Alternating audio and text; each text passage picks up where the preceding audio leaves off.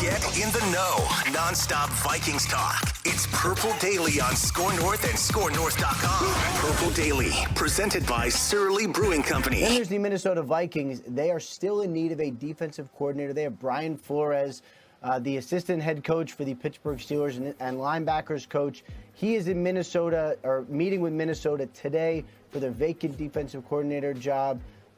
Yesterday, they met with Mike Pettin, who is the top in-house candidate. I would expect Kevin O'Connell to also take his time and kind of wait for some of these other coaching moves to shake out before he hires a defensive coordinator.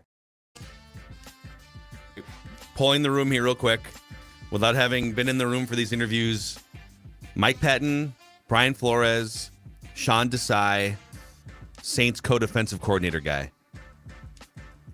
Who do you pick right now? Dex? Flores. Oh, I'm torn between Desai and Flores. Desai. Oh my God. I think it's Desai for me, but Flores is very intriguing. I need to know more about Flores. I think he got a really, really crappy deal in Miami, but there are also some interesting stories about friction behind the scenes, but maybe this team could use some of that. Maybe It's a little bit too kumbaya. We're all afraid to say what's really true. Maybe someone needs to come in here and call a spade a spade. My fear, so Flores is up for the Cardinals head coaching job, and it feels like he's going to get another chance soon. Yeah. I say Desai in part because I'd like stability. So I think Desai would be here for a few years at least, I think.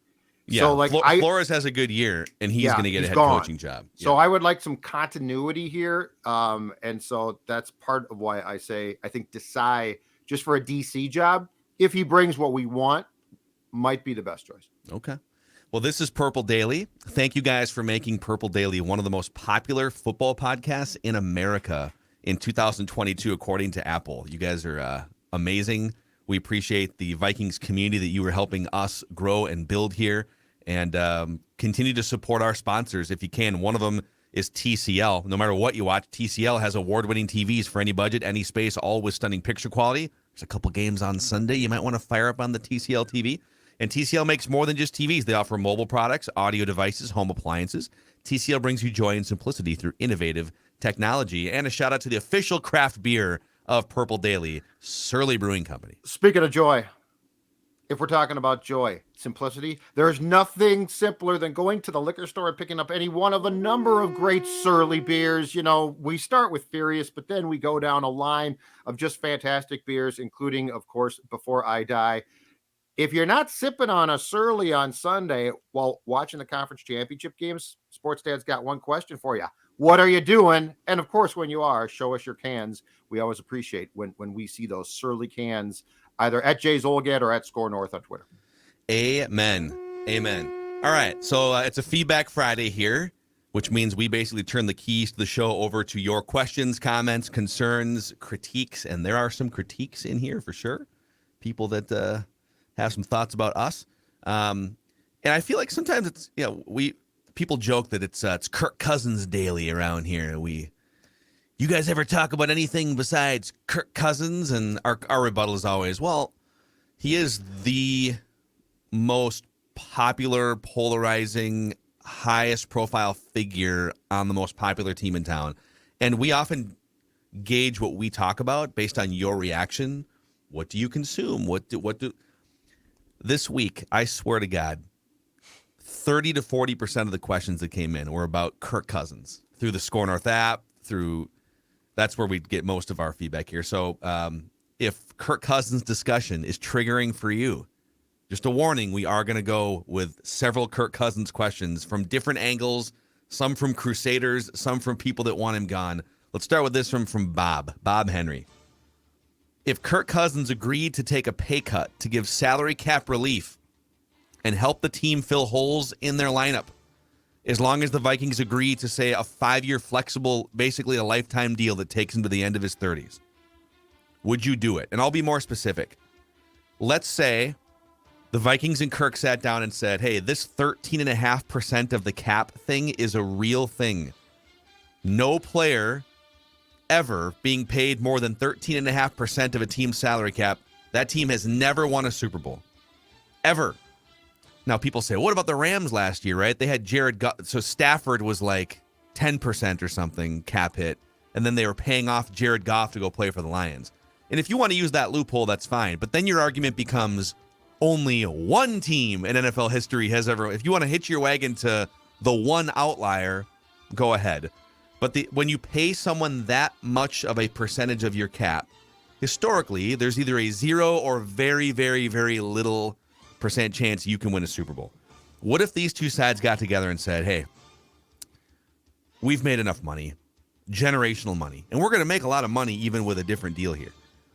You tell us what the money is per the cap the next 5 years to keep it at 12% or lower so we can go get some veteran players to fill gaps in free agency. Mm-hmm.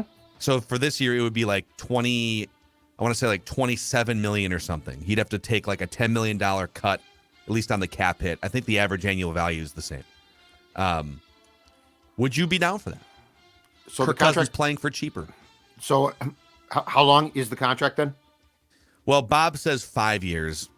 I'll say a 3 to 4 year extension.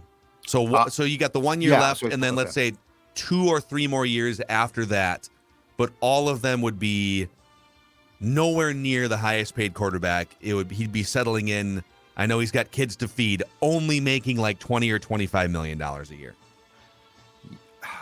If it's a 3-year contract, I'd consider that strongly. Here's my problem. I guess what I want to know is, what does the franchise want? Because if they want to be competitive and good, but not great, I do it in a heartbeat. Yeah. If you want to win playoff games and potentially win a Super Bowl, which is what this show would like to see, I probably move on after 2023. That's me. Because of this, you are supposed to be able to identify your next quarterback. That's why these guys are here. Like, they're in that building. If you had a checklist, Phil and Dex, if you had a checklist that said, give me 3 reasons why Kevin O'Connell got that job, one of the top ones is because he is an offensive guy that can identify a quarterback. So in my perfect world, I would move on, because you know what?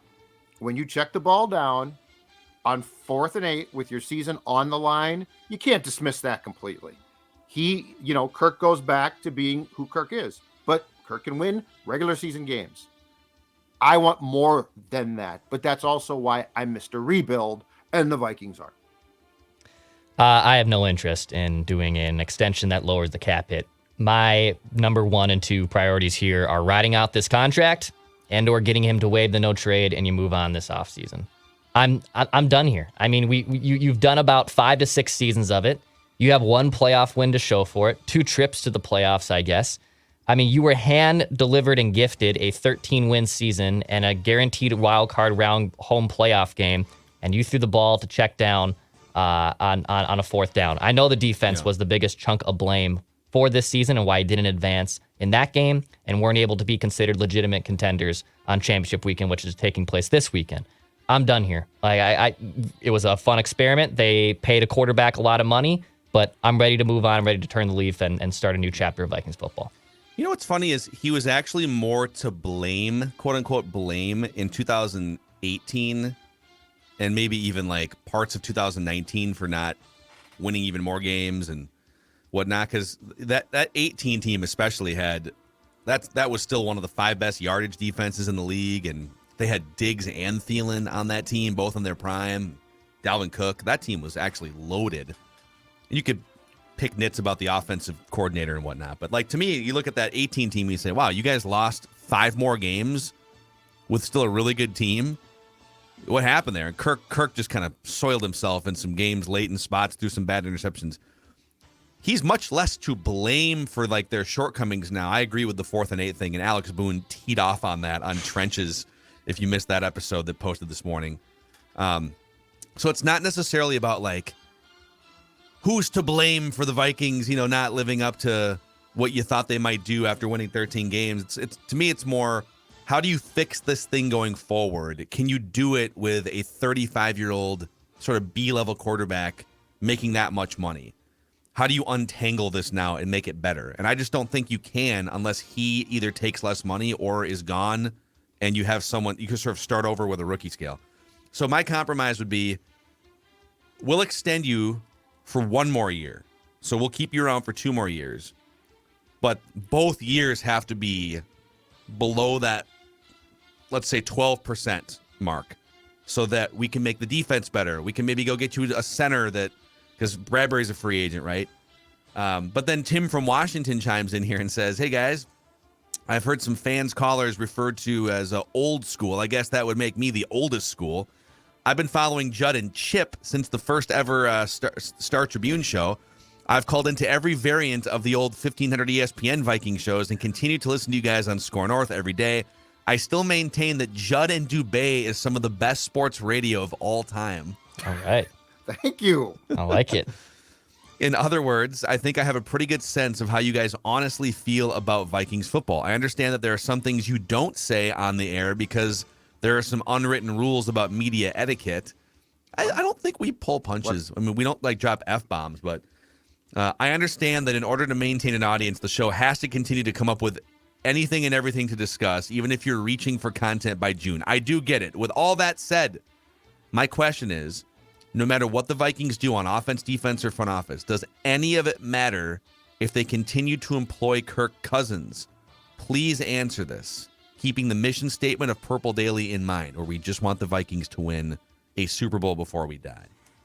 Is Kirk Cousins checkmate for your Super Bowl chances, regardless of all this other defense, cap, everything? Yeah, I've said for a long time, I don't think he can win a Super Bowl. He's won 1 playoff game since he's been here, okay?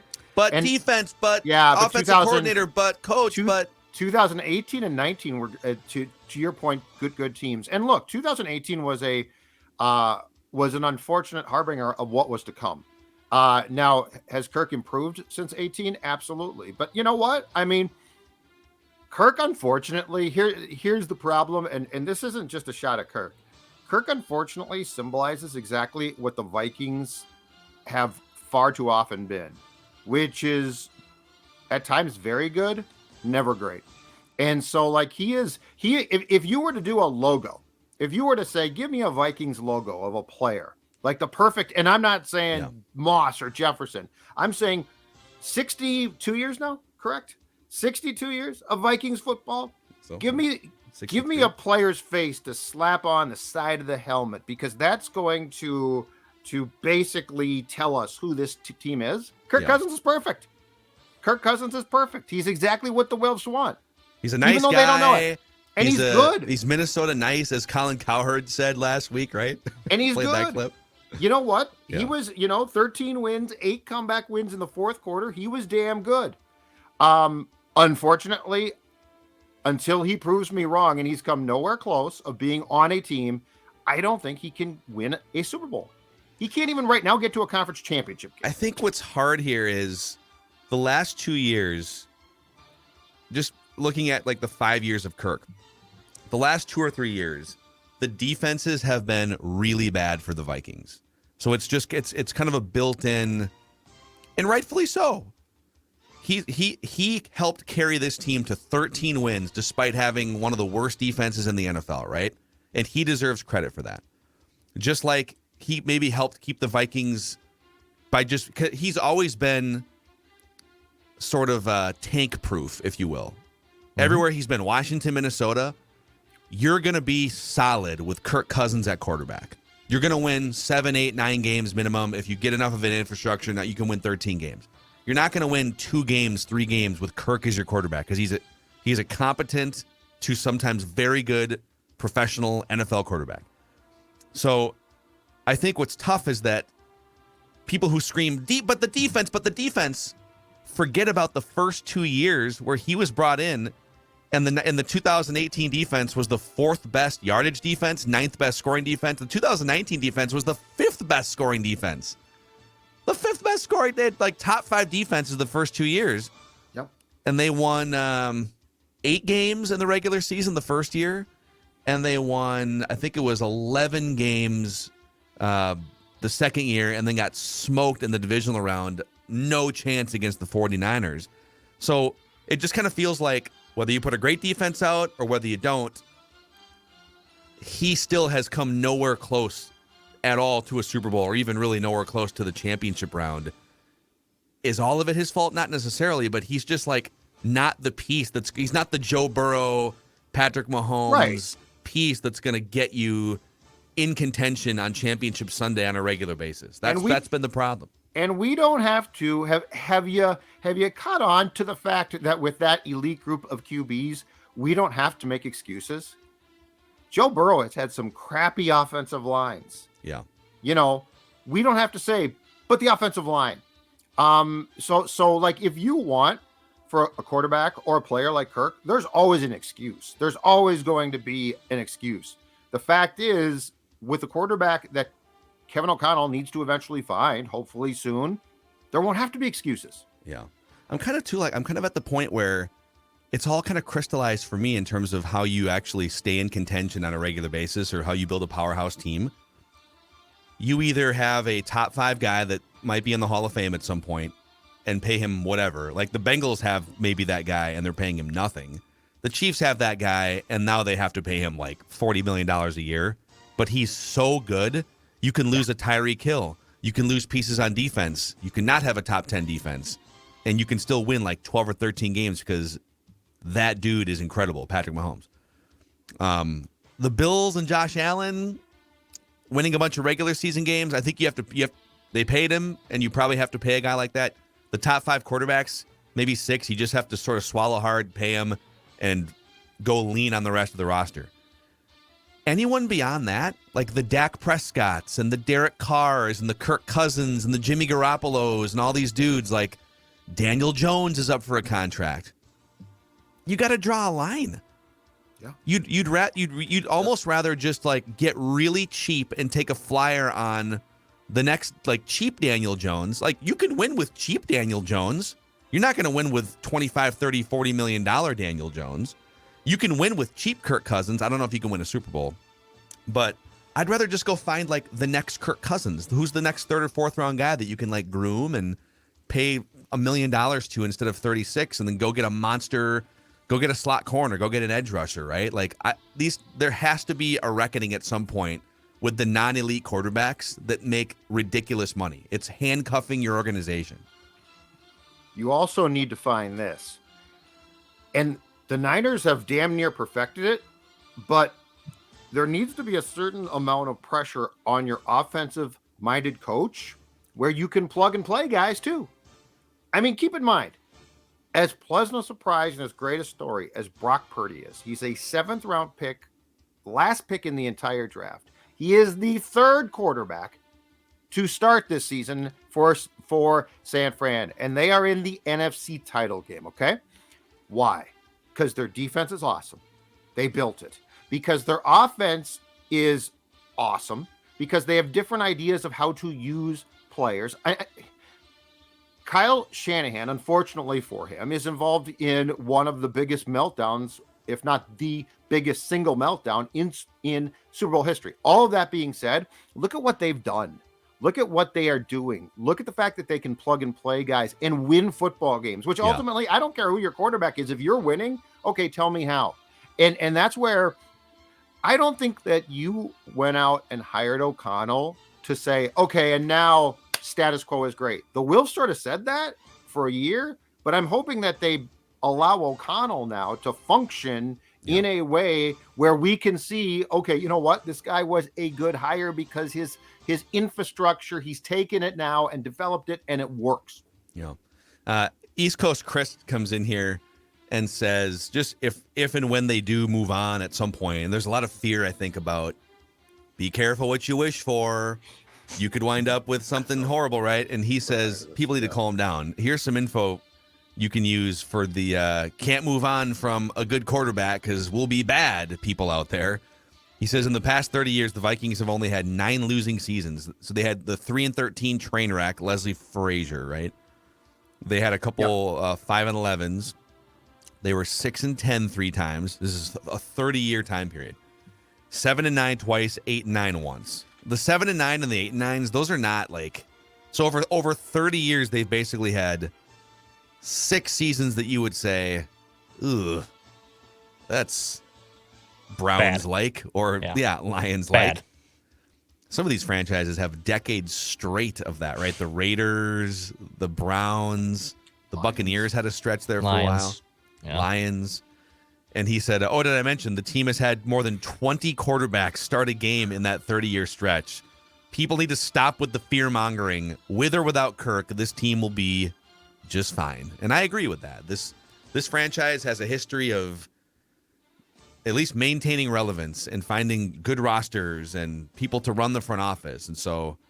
And by the way, like, there will be if you move on from Kirk, there's going to be another Kirk. His name is like Derek Carr. There's always guys you can just like find to give you 4,000 yards and give yourself a chance to like win 8 or 9 games if you can't find that young quarterback. And the Vikings have been the kings of finding that exact quarterback.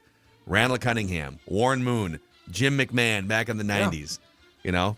Gus Frerotte helped them win 10 games one time. So, all right, I got one more here on the Kirk front, and then we can move on to other topics. So Doc chimes in. Facts. This the title of this email, by the way, is Kirk Derangement Syndrome. It says, facts do not care about your feelings. Fact.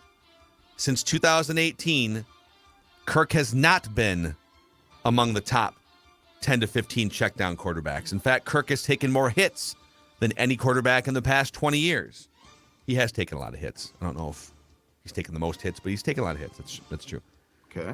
Quarterbacks are 2-103 when losing at halftime. Kirk has both those wins. Well, that's not true.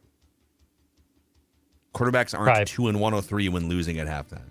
Probably, he has like he's probably missing the caveat down by or something? 17 or something, 20. Okay, I don't know. It's probably He does have 2 of those. He does have the greatest fourth quarter comeback or comeback in NFL history. It's true. Yeah. Fact: Kirk has led 31 fourth quarter comebacks in his career, which is tied for 9th with John Elway, known as the clutch comeback king. That is not a fact. He does not have 31 fourth quarter comebacks. He is not tied with Elway. He has 22 fourth quarter comebacks, tied for 26th all time, which is very good, just behind luminaries like Jay Cutler, Dave Craig, Andy Dalton, Ryan Tannehill, and Drew Bledsoe. So if he can just get a couple more fourth quarter comebacks, he might be able to catch Andy Dalton or Jay Cutler. So you're reading the facts, but the facts aren't the facts. He does go on to mention that the coaches Kirk has beat in his comebacks are, it's quite the list. John Harbaugh, Sean McVay, Sean Payton, Bill Belichick. Okay. Yeah, I mean, that's... Yeah. I agree. So, but those aren't... Doc. You gotta check your facts, guy. He's not tied with John Elway. So what do we... He's not tied with John Elway for fourth quarter comebacks, dude. What are you... Come on, dude. But so is Doc a Kirk fan or a Vikings fan? It sounds like he's a Kirk fan. Like, I think he just hates Mackey and Judd. Maybe I don't know. Yeah. but I mean, like we've dealt with, we have to figure out what do we want here. Because if you're a Kirk fan, this year was great. Knock yourself out. If you're a Vikings fan, what's best for the Vikings? What's best for the Vikings? And you know what? Aside from facts or non-facts or made-up facts about Kirk Cousins, the thing, too, is he's an aging quarterback. So at some point in time here, you got to find a new one. Yeah. It's just, I guess my comeback to all of this, like with the Kirk thing, is I'm open to a conversation if he makes less money. I'm open to a conversation. Yeah. The age, like you said, the age is getting in the way here now. He's not 32 anymore. He's going to be 35. So... but if he wants to continue to just squeeze the grapefruits of the Vikings front office and every other team to get the most possible money, that hurts. Prove to me historically that works as a Super Bowl blueprint. The onus isn't on the people saying this needs to stop, because what we're saying is based on historical NFL data, this is not a Super Bowl blueprint. This is checkmate. So you need to prove on the other side, no, you can pay one of your 53 players that amount of money. Now, there is a Justin Jefferson conversation to be had at some point, and we'll do actually more of that over on Mackey and Judd today. But I don't know, just like until someone does it, and I don't really want to hear the Rams, because like the Rams is a loophole. It's like The Rams is, if you want to get into like dead money, okay, let's talk about like dead cap money. And well, the Rams were paying Jared Goff too. Okay, but a lot of other teams have had like 20 million in dead cap with other positions. Yeah. So the point stands. By the way, real quick, we still direct people, thanks to our friends, the crazy Canadian Cousins Crusaders. See, we can do both. We can criticize healthily, and also say it was a wonderful season for Kirk. The 8 fourth quarter comebacks were a blast. And if you're feeling it in your heart, go to kirkcousins.org and pitch in $5, $50 on behalf of the Cousins Crusaders of Purple Daily. kirkcousins.org. Tell them that you're one of the Cousins Crusaders of Purple Daily, so they know where it's coming from. Any other final thoughts on Kirk there real quick before we get into non-Kirk stuff? For potential fairness in conversation, the one thing that I would say is I am on board with the Vikings. It's not just Kirk. I am on board with the Vikings starting to heavily turn things over. So like, this is not just Kirk's aging, but bring back everybody else. Yeah. Just to be very, very fair here, so that this isn't just like a Cousins bashing. The attrition that's taking place is normal. It's natural. It's healthy, but it needs to take place. So it's not this is not just about the quarterback. This is about a lot of guys who, you know what, have done a lot of good things, and we've talked about them. But that's where you've got to start to turn the roster. Yep. All right, boys. Let's shout out our friends here, our new friends on Purple Daily, Athletic Greens, specifically AG1 from Athletic Greens. I am so excited about this. In fact, Judd, I was talking to our mutual friend Nadine Babu about 5 years ago, because she was like, what's the green drink that you always have in your hand there? I said, Athletic Greens, AG1. It's a game changer. Brain fog lifted, energy levels heightened. She goes, you should be an influencer for them. This is like 5 years ago. Well, Nadine, your wish has come true. We are here to spread the word across Purple Daily Nation. Brain fog lifted. This is for me. Energy levels heightened. Helps with my gut health. Supports my immune system as well. I am dialed in, ready to unleash football takes for hours, whether you like it or not. This is this AG1, one scoop mixed in with your water in the morning or whenever, but for me it's in the morning. Gives me 75 high quality ingredients, important daily nutrients to start your day. So if you're like me, you're not that great always at just like eating the right amounts of vegetables or fruits or whatever it may be, or vitamins. This is a huge game changer in the morning. I had a couple people reach out, Luke this morning, asking again for the Purple Daily special. So it's athleticgreens.com/Purple Daily. If a comprehensive solution is what you need from your supplement routine, Athletic Greens is giving you a free 1-year supply of vitamin D and 5 free travel packs with your first purchase. athleticgreens.com/Purple Daily. athleticgreens.com/Purple Daily.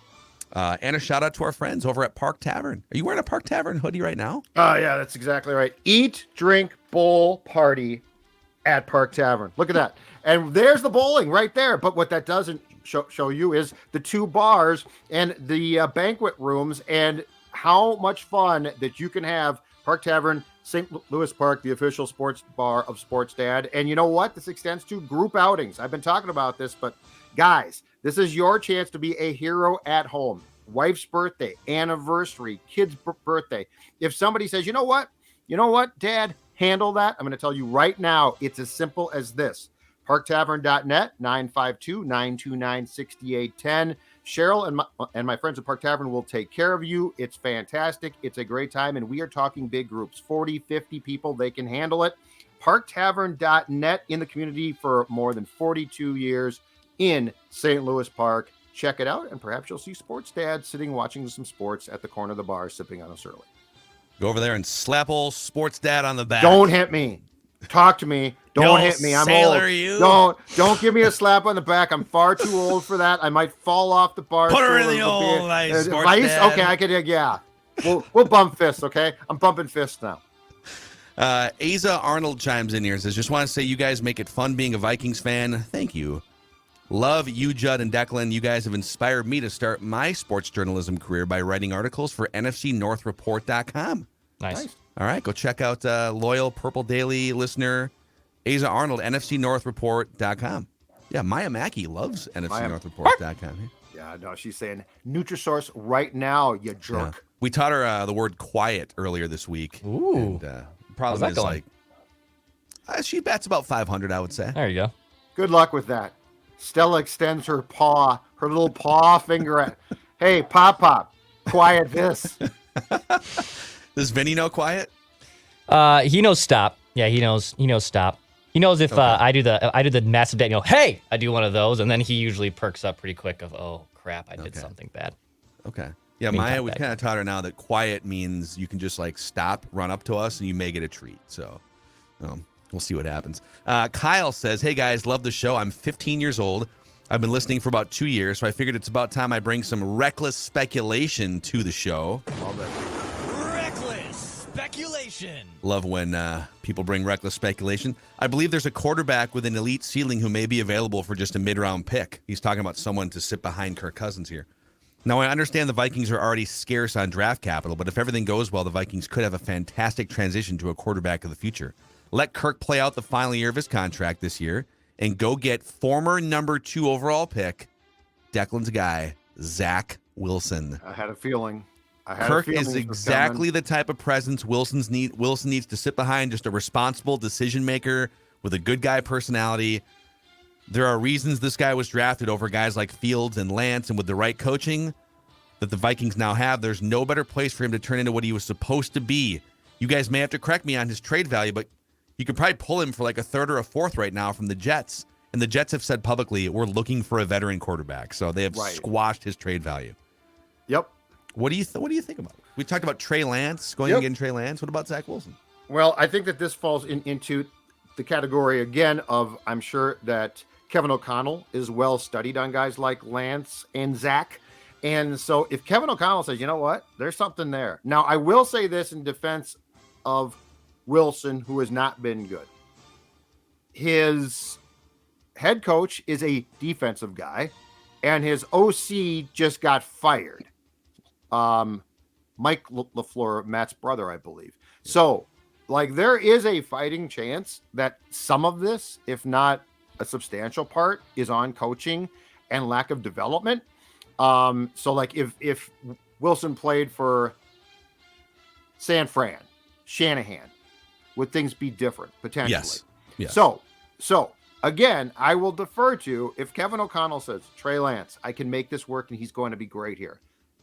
Same thing with Zach. This is where Kevin O'Connell plays the most important part, because what I need to know is how much is poor development of the player and how much is just a straight whiff on what they thought his course might be. I don't know. It's probably a little of both, right? It's probably a little of both, but the other conundrum, and we talked about this with Lance, is that these, the further these guys get into their rookie deals, let's say you've saved them and now they're a really good quarterback, but it's like kind of like Daniel Jones. Oh, look, he's having a career year, and even his career year is much more Alex Smith than it is like he's not throwing picks. Yes. Yeah. So you save him, he's incredible, but now he's going into year 4 with a 5th-year option that's going to be more expensive. Now you're confronting a contract extension that brings back the conversation from 30 minutes ago, which is, okay, now are you just paying, what if Zach Wilson, you coach him up to be the 11th best quarterback in the league, and now you have to pay him in like 2 years? Right. So that is something to consider with both Lance and Zach Wilson. But do I think Kwesi, the way he has operated already, Jalen Reagor was a former top 20 overall pick that stock has fallen. Let's go buy low on that stock. Blacklock was another one. He thought like, that guy's collecting dust. He was once more highly touted in the draft. Let's go get him. Would he look at some of these former top 5 overall picks and say, yeah, wow, those were at one point not that long ago regarded as franchise quarterbacks, and you can get him now for a 3rd-round pick? That's the type of trade he looks to make. So we'll see. Yeah, he's been talked up a ton, too, with his coaching staff and general manager. So, like, it's not just him being a complete aloof. Like, I've seen a lot of the quotes from whether it's been Saleh or the front office, that he took a ton of time to learn the playbook. They simplified it with him. He's been talking with Aaron Rodgers on how to do stuff, and Rodgers is even giving him pointers. It's a really interesting situation. I think he's best served, to be honest, to stick there, to stay there and not have to learn a complete new system. That being said, though, I mean, the Jets are clearly going to be in line for a new QB1 this offseason? And then does Zach Wilson just want to sit behind that, or will he want out? I think the Aaron system's Rodgers going to can teach change, him in though, right? Hackett's going to put in a system that True. is probably like what they did, but I don't know for sure how much. So Maybe he can install that Broncos system that worked really well this year. That's right. if they don't get Aaron Rodgers, That's right. the Hackett thing's a complete wash, man. Like, what's the point? Well, he does have, it's people kind of rag on him, but he actually helped coach Blake Bortles to his best season before Bortles was out of the league. Hackett does have a background of doing some good work with quarterbacks, and he's just not a head coach. So I don't think you can clown his offensive coordinator career. I mean, everyone was raving about it, including us a year ago. Yeah, we'll see. But the shine has worn off for sure. I was going to say, yes, exactly right. Yeah. The shine is gone. Ryan Aho says, love the show, but I have a question. You guys keep saying the offense is ready to roll, but I have to disagree. We were near the bottom of the league in rushing. I wonder if some of the bonehead play calls KOC made in short yardage situations was a direct result of his lack of confidence in our running game. Now we don't even know who our running back will be. The interior offensive line was awful. We actually had less explosive plays this last year than 2021. The offense literally takes half the game off, and we desperately need a number 2 wide receiver that poses a downfield threat. I'd love to hear your thoughts. I agree with all that. My comeback to that would be, despite all those things, they were the 8th highest scoring offense in the NFL. So if you can tweak a thing here or there, get a number 2 wide receiver, maybe Ed Ingram takes a step forward in his second year in the NFL. The offensive bones are good, but yeah, you do need to fill some of these shortcomings. I'd be absolutely shocked if they don't improve substantially. The best point there to me, or the 2 best points, are the inexplicable inability to be consistent, which needs to change, and that's on the head coach. Like, that needs to be a focus right now until training camp starts. And the other thing is the run game. And again, I hope O'Connell has learned from that. Like, I appreciate the fact that he did not run on 3rd and 14 consistently, which drove us all crazy. Yeah. That being said, the run game was inexplicably bad. It shouldn't have been. That has to be tweaked as well. And I don't care who the back is. I don't care if it's Dalvin Cook or some slappy playing at St. Thomas right now, who they take in the 7th round. That's pretty good. Pretty good. Yes, they are. And we, of course, are the home of St. Thomas football at 1500 ESPN. But the fact is, like, I am expecting big improvement there. Jury's out to me about the defense. The jury should not be out about what the offense has to improve. And if it doesn't, it's a problem. Yeah, I would say on the offensive side, regardless of the running back, in the words of the great Marin Morris, bones are good, the rest don't matter. I mean, the bones of this offense is solid. You got your quarterback established, you got your tackles, you got your star wide receiver, you got a great tight end. And I wouldn't say the running back is completely irrelevant, because you need some type of guy with burst and speed. But Dalvin Cook is still a capable back, and whether they move on from him or not, I'm still fine with whoever is basically running this offense, because the rest of the offense is pretty much established. It would be nice to see at some point, and again, a cheap plug for Trenches with Boone that posted this morning. The YouTube version gives you the film breakdown for the second half, and we went over some Niners offensive plays, some Eagles offensive plays, Bengals, but specifically the Niners, what they do, they have such interchangeable parts on offense. They will literally sit there. They'll run, for instance, 21 personnel, 2 running backs. Really, it's a running back, and then Juszczyk technically could be classified as either a tight end or a running back. But they'll run 2 wide receivers, Deebo Samuel, Brandon Ayuk, George Kittle, versatile blocking, pass-catching tight end, and then these 2 sort of Swiss Army knife fullback and running backs. They'll run the same play 10 times and a half, the same formation, and just move the chess pieces. Deebo's in the backfield on this play with Kittle in motion. On the next play, McCaffrey's in the backfield with Ayuk in motion, right? And that is the illusion of complexity, where they could hand it to anyone on a jet sweep. They could fake 2 handoffs and throw a play action to George Kittle. I think the Vikings thought they would be able to do more of that. They thought maybe Thielen would have more burst. They thought maybe Dalvin could be used in more multiple ways. At the beginning of the year, they thought maybe Irv Smith, but then he gets hurt. And so how can they become more Swiss Army knife on offense? the way that Kevin O'Connell envisioned. And some of it is it's less about quarterback and more about skill position players, or less about offensive line and more about who's your Deebo Samuel Swiss Army knife guy. Yeah, you know what? Draft well, and Right. plug and play. That's the thing. Plug and play. Like I'm willing to be patient with this draft class, which by the way might be a bust, but it's Quasi's first draft class. A year from now, we better not be saying, well, the 23 draft class, just wait till 25. Like in this league now, you need to maximize contracts and athletic ability, okay? So find a way. I don't want to hear, well, he's young, he's learning. Lewis Seen couldn't play because you know what I want? I want to see the damn guy on the field. Yeah. Look at the teams that are playing mid to late round picks. And it doesn't mean that your whole draft class has to be a home run. But if we're going to go, and if we're going to be watching positionless offensive football, that does mean drafting the right guys and playing them. Find the Percys, find those guys and play them. Don't be like, well, we couldn't play them. We had to play Dalvin. Did you really? All the time? It drives me a little bit nuts because I'm watching these really good athletic, skilled, fast guys. And then, they're trotting out guys closer to my age. Yeah. John chimes in here, says, absolutely love Purple Daily. Was turned on to the show by a fellow season ticket holder who advised me to listen to you guys instead of the radio station Fluff Fest, and I'm glad I did. Thank you. Thank you, John.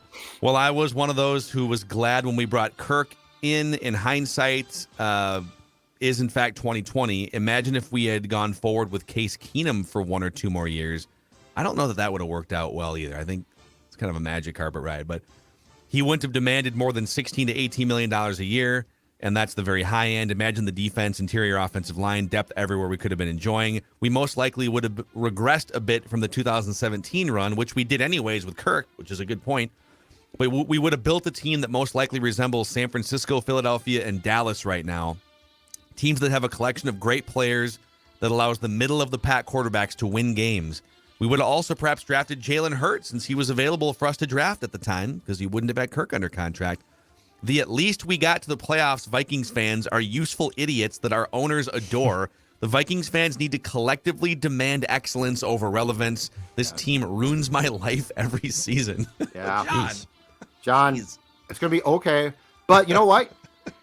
You're not entirely wrong. But you broach this like different reality of what could have taken place if they had, potentially re-signed Case, which I agree would not have worked. I mean, he drove Zimmer crazy. Yeah. I mean, beyond Teddy, Zimmer hated quarterbacks. Let's just get that clear. But let's back up to one very important thing that gets forgotten in Vikings lore, because I think it's an incredibly key piece to the puzzle of the conversation. And it's this.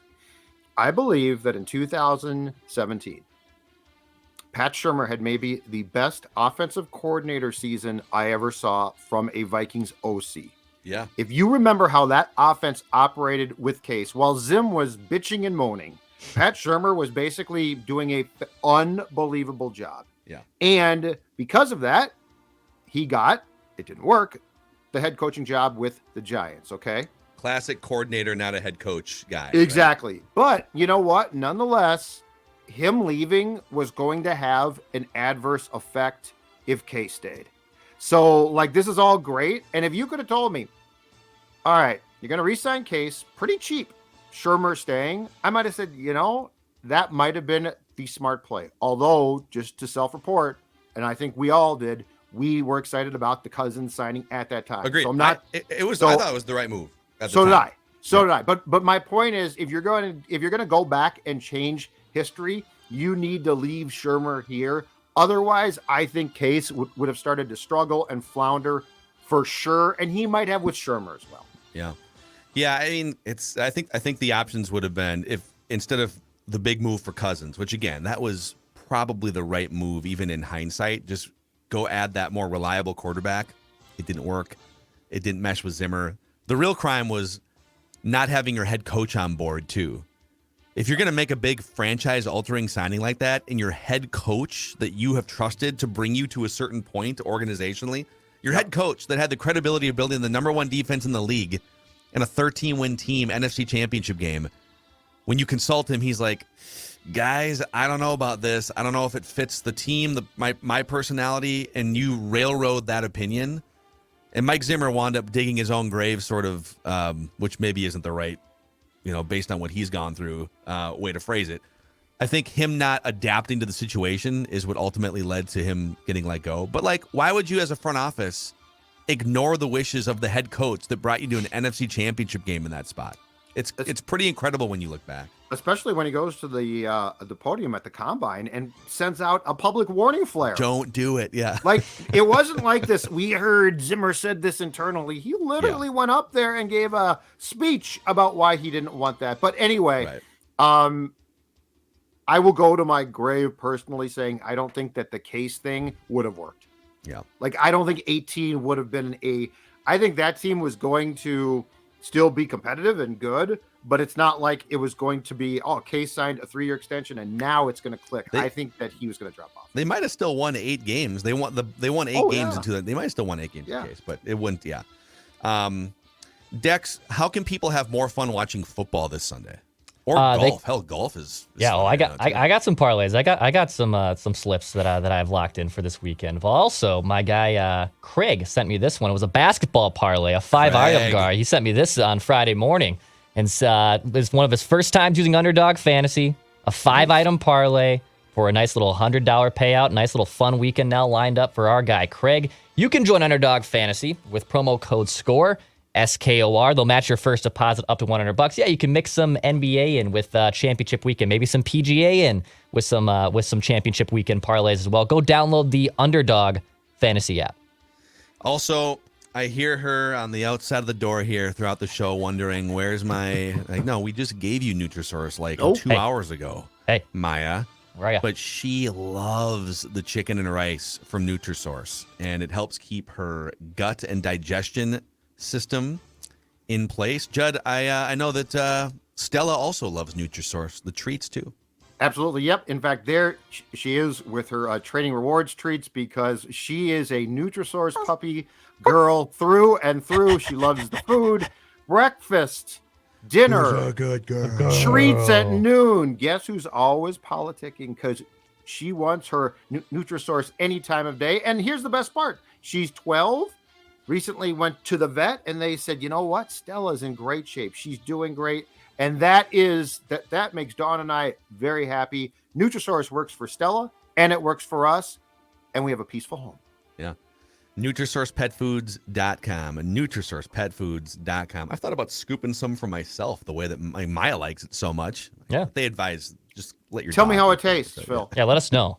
Get back to us on that. Well, pour a little almond milk in there. And Stella would get so mad if I literally took her food. If I pour the bowl of food and Vinny doesn't eat it right away, a trick I do is, I'm not exaggerating, I put it up and I pretend to eat it, and then he gets pissed, and then he goes and finishes off his breakfast or his dinner. Very territorial. Sometimes I'll do that with my wife too. Are you gonna eat the rest? You gonna eat the rest of that? Huh? Yeah, but then you do take it. Yeah. Yeah. Oh man. Well, thanks for hanging out with us on this Feedback Friday edition of Purple Daily Vikings Entertainment. We just want the Vikings to win a Super Bowl before we die. We'll see you guys tomorrow.